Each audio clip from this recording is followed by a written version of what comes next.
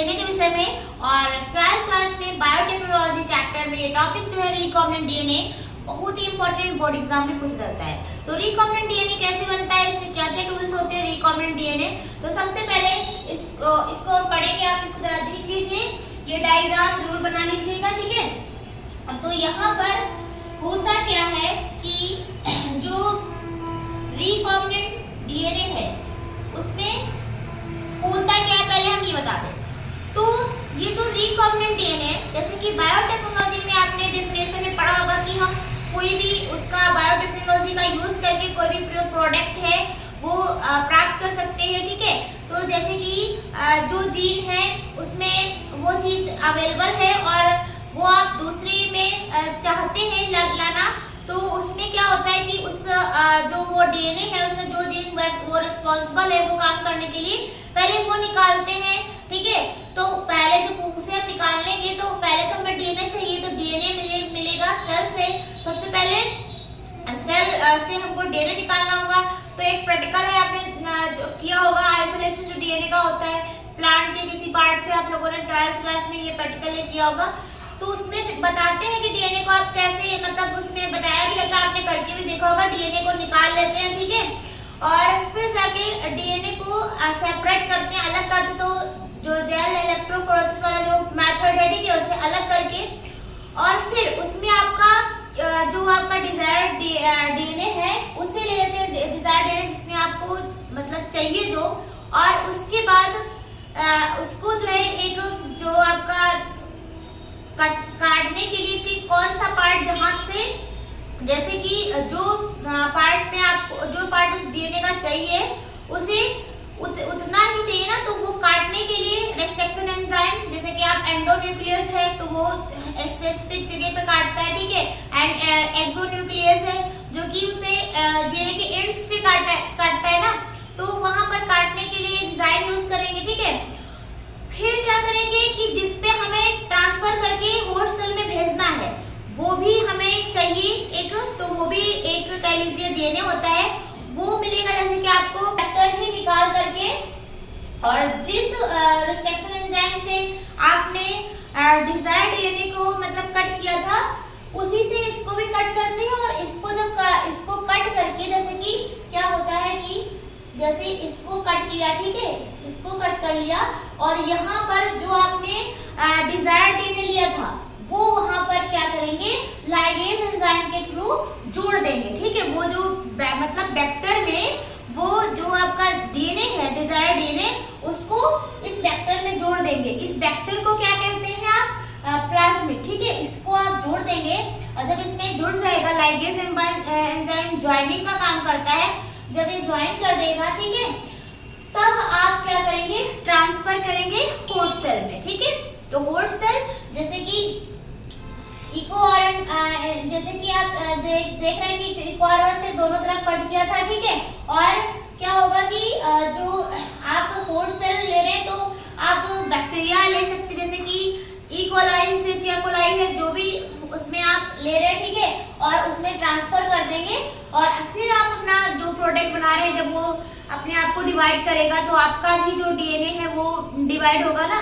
तो यहाँ पर ये चीज इस डीएनए से, रिकॉम्बिनेंट डीएनए से होती है। तो अब हम यही बात करने वाले हैं कि रिकॉम्बिनेंट डीएनए कैसे बनता है।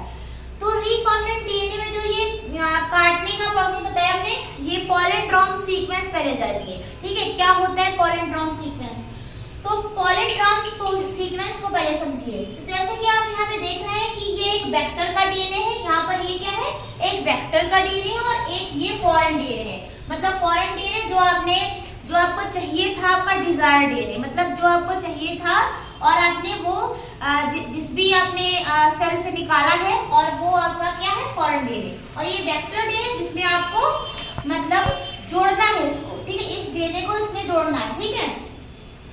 तो ये डीएनए और ये डीएनए दोनों एक ही सेम ही जो यहाँ पर यूज करेंगे, जो कैंची यूज करेंगे, मतलब जो एंजाइम वो सेम, जैसे कि यहाँ पर इको R1 और यहाँ पर भी इको R1, ठीक है। तो इको R1 से कट करना है। तो अब याद रखें कि जब इसे कट करते तो पॉलीड्रॉमिक सीक्वेंस पे, ठीक है। जैसे कि पॉलीड्रॉमिक सीक्वेंस समझिए, जैसे मलयालम लिखे हम, क्या लिखे, मलयालम, उधर से पढ़िए इधर से पढ़िए सेम। जैसे यहाँ देखिए GAATTC, यहाँ पर देख रहे हैं guanine, adenine, adenine, thymine, thymine, cytosine. अब इसे आप देखिए यहाँ से यहाँ गया, देख लीजिए कि वैसे सेम है ना। इधर देखिए यहाँ पे आपका साइटोसिन और thymine, thymine, adenine, adenine, guanine, देखिए है ना, उल्टा सीधा दोनों तरफ क्या हो रहा है, किससे मलयालम होता है एक जैसा, ठीक है। मलयालम उधर से पढ़िए इधर से पढ़िए सेम सेम, ठीक है। तो पॉलीड्रॉम सीक्वेंस पे आपको काटना है, ठीक है। पॉलीड्रॉमिक सीक्वेंस पे जैसे कि यहाँ पे हमने देखा कि इधर से ये इतना पार्ट कट हुआ है जी से ये, ठीक है। यहाँ पर यहाँ से कट कर दिया, ठीक है, कट हो गया।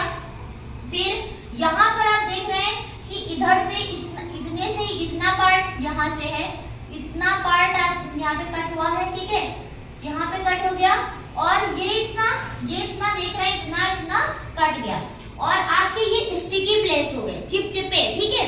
तो ये इको R1 से काटा गया, यहाँ पे स्टिकी प्लेस हो गया, ठीक है, बिल्कुल चिपचिपा साइड्स हो गया।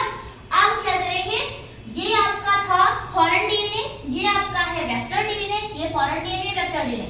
फॉरेन डीएनए को वेक्टर डीएनए के साथ जोड़ देंगे, जैसे कि ये वेक्टर है, ठीक है, वेक्टर को कट कर दिया, ठीक है। अब यहाँ पे क्या करना है, वेक्टर के पास एक ये डिजायर्ड डीएनए, ये वेक्टर था, ये डिजायर्ड डीएनए इसमें ला करके ऐसे जोड़ देना है, ठीक है। किसके साथ, लाइगेज एंजाइम से, लाइगेज एंजाइम के थ्रू इसमें जोड़ देना है, ठीक है। जब ये जोड़ दे देंगे आप, तो ये क्या बन जाएगा, रिकॉम्बिनेंट डीएनए, ठीक है। ये क्या बन जाएगा, रिकॉम्बिनेंट डीएनए। तो क्या करना है, स्टिकी एंड्स, ये जो आपके स्टिकी एंड्स दिख रहे हैं, sticky ends DNA fragments jointed sticky ends. तो आपके जो डीएनए फ्रैगमेंट्स हैं वो ज्वाइंट कहां से करेंगे, ज्वाइंट स्टिकी एंड्स, तो स्टिकी एंड्स से ज्वाइंट करेंगे, ठीक है। कहां से ज्वाइंट करेंगे, स्टिकी एंड्स से।